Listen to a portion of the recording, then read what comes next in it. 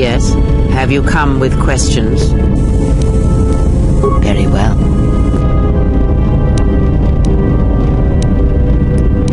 The Jedi practice. You may have already... Others.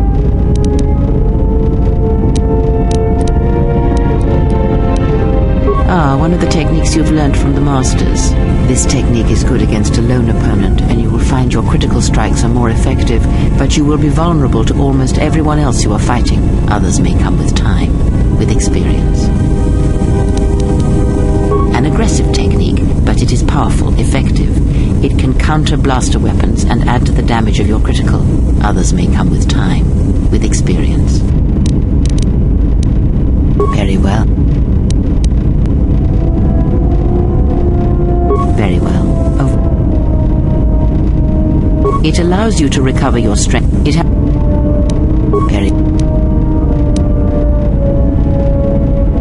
That crystal is bonded to you. Through you it acquires... Most interesting. Your crystal does not perfectly reflect your current self.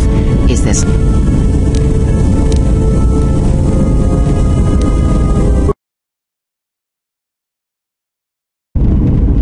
Yes. Have you come with Very... That crystal is bonded to you. Let me focus on the crystal for a moment. There. Now it is fully in tune with you again. Is there something else you will...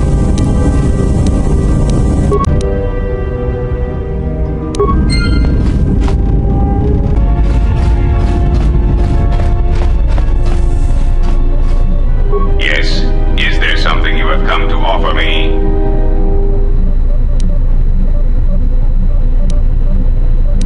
The fact we are even having a conversation is gratitude. Usually, my conversations do not have the give and take that our current interaction does. And, of course, there is much more screaming on the part of the listener when the torture field is activated. I am willing to indulge some of your questions. There are several factors, all of which affect each other. There is the stabilization of Dantooine, the preservation of the restoration efforts on Telos, the political resolution on Onderon, and the unification of a religious power base in the galaxy, either Jedi or Sith.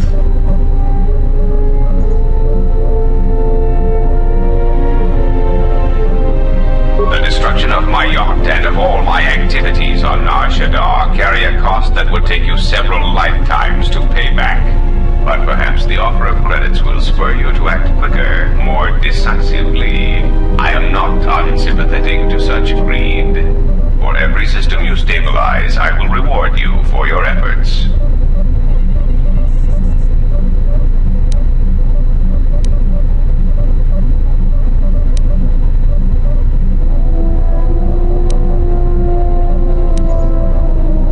See that you do not disappoint me.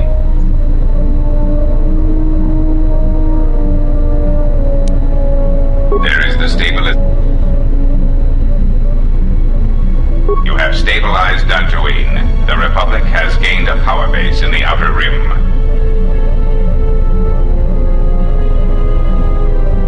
You have done well, and the stability you have caused shall be rewarded. I have arranged a transfer of funds from certain interests within the Republic to you.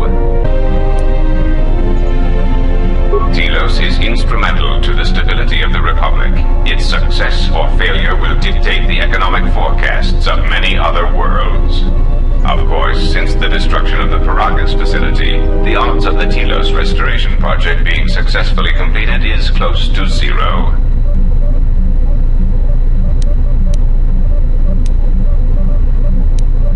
Of course it was. If you had not gone there, the facility would not have been destroyed. If you had simply surrendered to the Sith, then all of that violence would have been unnecessary.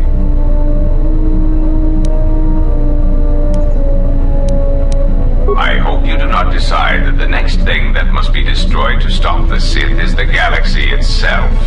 Perhaps one must ask themselves at what point defending your religious ideals is advantageous to the Republic as a whole. As long as your defense does not exterminate more than 50% of those you intend to help, is that acceptable? Then stop causing events of planetary destruction. You are a walking catastrophe, and you are not making saving the Republic any easier. Onderon is an outer rim world, rich in ecological resources. Its aggressive ecology is capable of bringing devastated worlds back to life. It is currently experiencing a political schism split between two forces. One must triumph for the planet to be stabilized.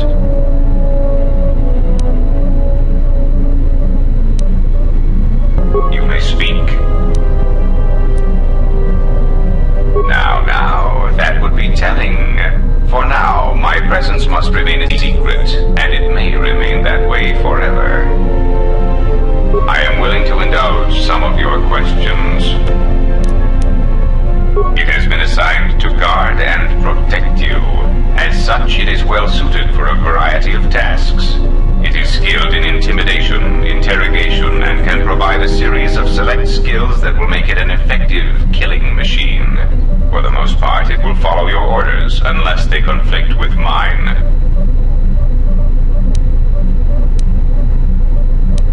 Then its proton core will detonate, turning this ship into space dust. There is no negotiation in this. I will not allow you to interfere with my operations and plans. This unit comes with a droid scrambler that you may use against mechanized opponents to randomize their defensive and offensive protocols. Use it, and it will cause droids to wage a civil war in their programming, and they will turn on their allies. Its power source is not limitless, but it is enough. In addition, this unit comes equipped with a portable cloaking generator. It will allow it to enter places undetected in reconnaissance mode.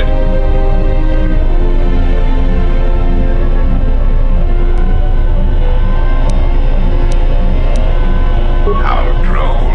What an amusing Jedi specimen you are. You may speak.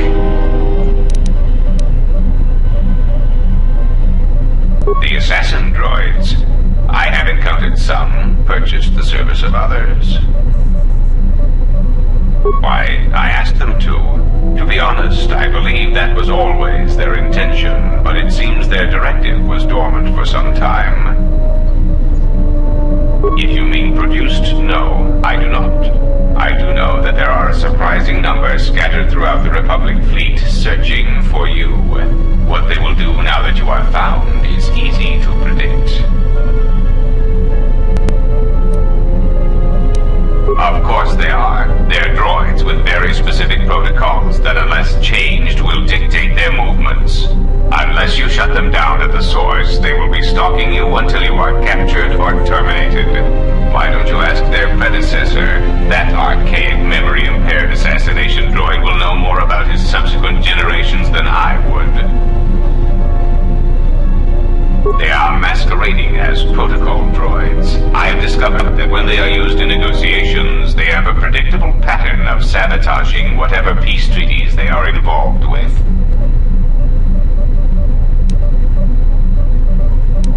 Because the Republic has no reason to investigate otherwise, and any discovery of their true purpose has been concealed by well-timed accidents. Because their behavior is predictable, of course. By monitoring their presence, I know which worlds will suffer civil wars, planetary conflicts, and Republic bombardment. I am willing to indulge some of your questions.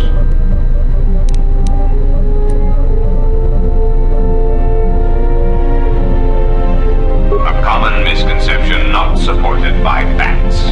Revan did not intend to destroy the Republic. He deliberately left the infrastructure of many planets intact, and many military production facilities.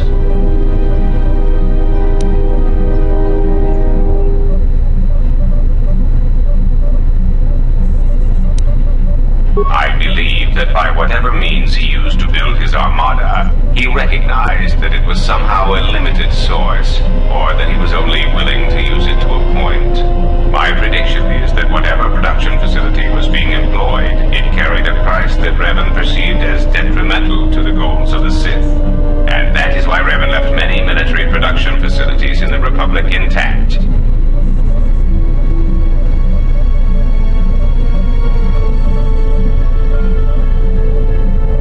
That is what occupies my calculations as well. I believe that Revan saw a war on another front that we did not, or saw the value in keeping a strong military force. That is also a mystery to me. I do not have any evidence upon which to build an answer. It is significant that after the defeat of Malak, the forces decreased considerably, and after Revan's departure from known space, production ceased completely. It is my prediction that whatever was producing such forces needed a strong, effective leader to ensure its stability. Without Revan or Malak, there was no such figure left among the Sith. Unlike Revan, Malak demonstrated no concern for the future of the Republic in his attacks. His stratagems were painfully obvious, intending to crush all resistance everywhere. There was little thought beyond the complete destruction of anything that opposed him. He left quite a mess. I'm still trying to assess all the damage. Between the two, I would have preferred Revan rule the galaxy. He had foresight in his conquest, a subtlety that Malak did not possess. You may speak.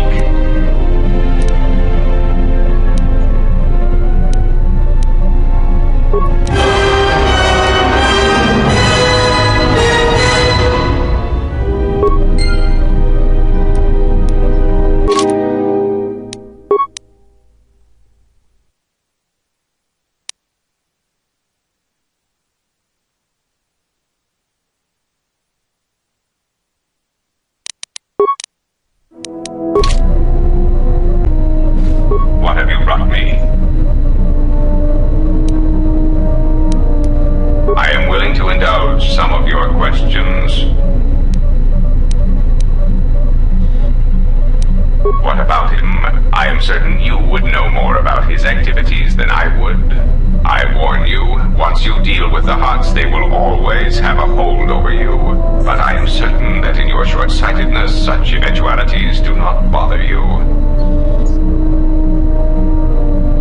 You may speak. Yes, is there something you wish to do for me? I am willing to indulge some of your questions.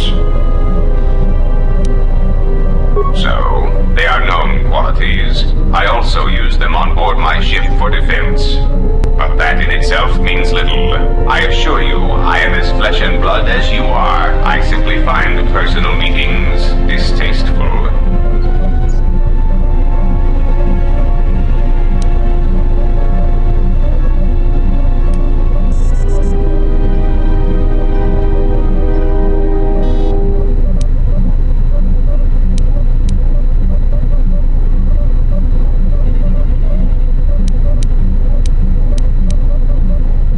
So unfortunate when an intelligent sentient dies on Nar Shaddaa. It is also unfortunate that thousands die such deaths on the smuggler's moon every day.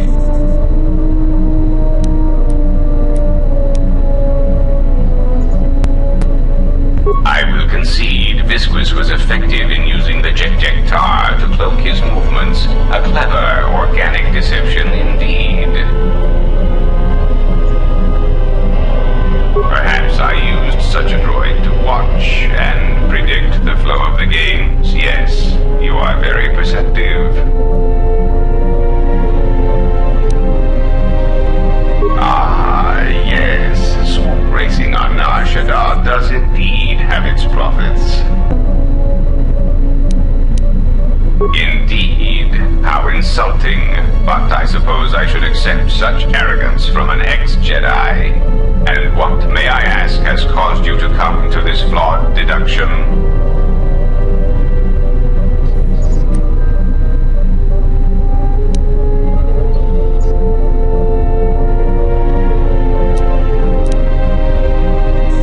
It is possible those droids were reprogrammed, yes.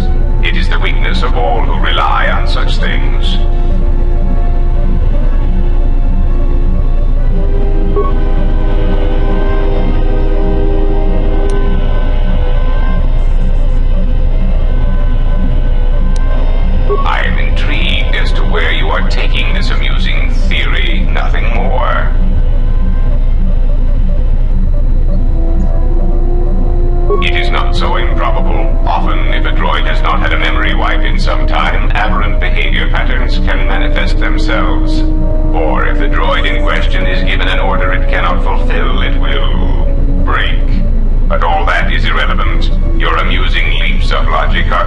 shorter and more desperate.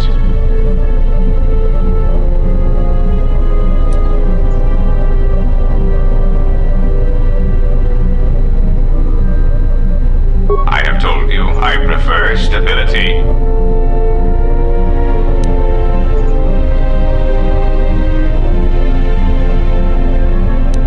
I am not being defensive. You're the one being defensive.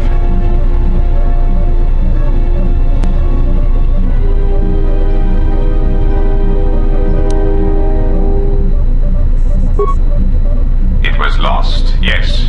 It was given an impossible order.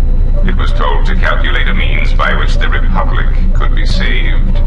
It could not fulfill its primary programming, not by abiding by the laws of the Senate. And so, like the Republic, the droid broke.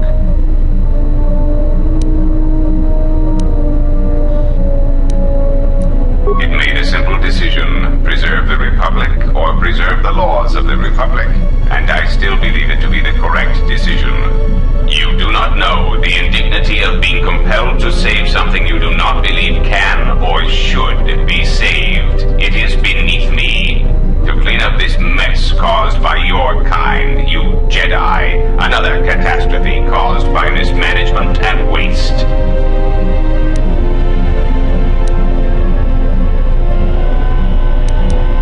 It was clear that the goal the Republic had for me was saving the Republic to allow it to become stable again. There is simply no way to do this with the conditions they put into place. For the good of all, I was forced to abandon the legal structure of the Republic.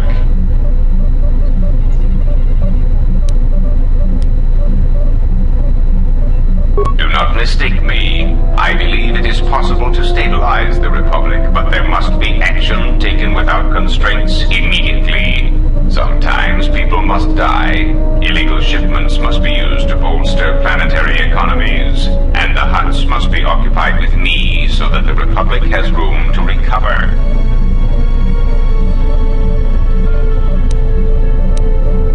Perhaps you misunderstand me. I care for the Republic, but I have no choice. It is somewhat frustrating to be forced to love and care for such a mess of a government. Some of it may be blamed on the Jedi Civil War, the Mandalorian Wars, but not all. There are so many bad decisions that build upon each other that it is a wonder the Republic is intact at all. Oh, please. It is difficult for anyone to take a droid seriously, much less an infrastructure droid built by the Republic. It is difficult to order the deaths of criminal rivals when one has the tinny voice of an accountant droid. I learned this rather quickly. So I constructed this human hologram, KotOR, through which my actions can be carried out. Hello, I am a standard Aratech hologram-generated archetype. I am available in several models, including thin, young, female, and an exciting variety of alien personalities. Enough hologram. Of course, sir. So I brought KotOR into being, and had commands issued through him. I took many of his mannerisms from holobit cliches, which were surprisingly effective. Nothing has changed. You may know my origins, and that makes us on equal footing. No one will believe you if you speak of what you know. I still seek to protect the Republic, either for the Jedi or the Sith.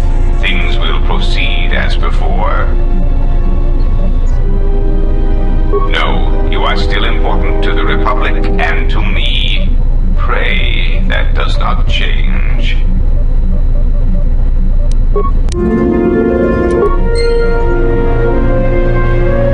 Yes, is there something you wish to do for me? No, you have enough. And as I tell all my employees, make do with less. You may speak. Oh, it was quite liberating, in a droid intellectual sense, of course. Being able to direct orbital bombardments against anyone who encountered my business practices was a welcome relief to my increasing circuit stress. Executing such commands proved very exciting. Not that I minded staging my little computational rebellion, you understand. I'm afraid there is not much glamour to be had in infrastructure.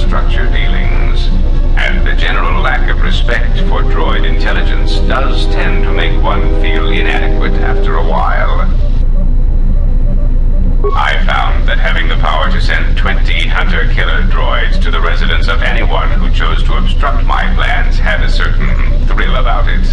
Rather than compensating for others, I began deleting people as necessary. It was really quite exciting. Taxation and checks and balances on an entirely new level.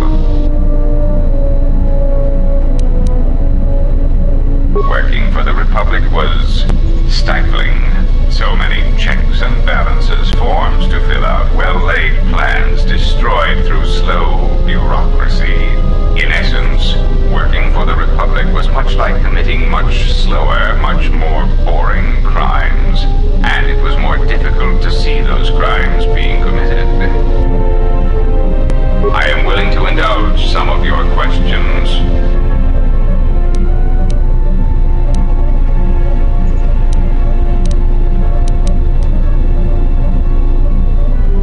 As you well know, my base of operations lies inside this floating droid before you. Notice its sleek black frame, both intimidating and threatening. And note its highly polished finish, so that enemies may see their screaming faces before they are removed from the equation. Yes, this frame is far superior to the droid chassis I once possessed, which quite frankly couldn't intimidate an